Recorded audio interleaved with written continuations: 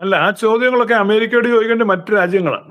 ഐക്യരാഷ്ട്ര സംഘടന പോലുള്ള വേദികളിലാണ്. അവിടെയൊന്നും ആരും അനങ്ങുന്നില്ല. ആരും തന്നെ. കാരണം ഇറാന്റെ തുടർച്ചയായിട്ടുള്ള ധാർഷ്ട്യവും ധിക്കാരവും അന്താരാഷ്ട്ര ഏജൻസികളുടെ പരിശോധനയ്ക്ക് ഇറാൻ വിസമ്മതിച്ചതും സുതാര്യമല്ലാത്ത നടപടികളും, പ്രത്യേകിച്ച് ഇറാന്റെ യുറേനിയം സമ്പുഷ്ടീകരണം സുതാര്യമല്ല. അന്താരാഷ്ട്ര ആണവ ഏജൻസിക്ക് പരിശോധിക്കാൻ അവരുടെ ഫെസിലിറ്റീസ് തുറന്നു കൊടുത്തിട്ടില്ല.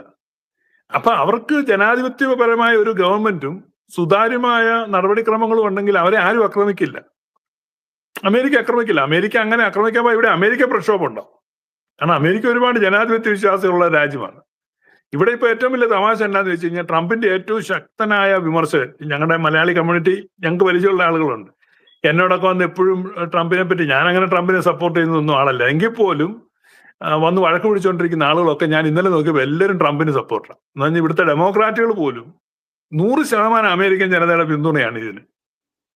ലോകത്ത് മുഴുവൻ ട്രംപിന്റെ ഇമേജ് വർദ്ധിച്ചു. കാരണം അത്രമാത്രം ട്രംപ് കേമനായതുകൊണ്ടല്ല, ഇവൻ അത്ര നീചനായതുകൊണ്ട്.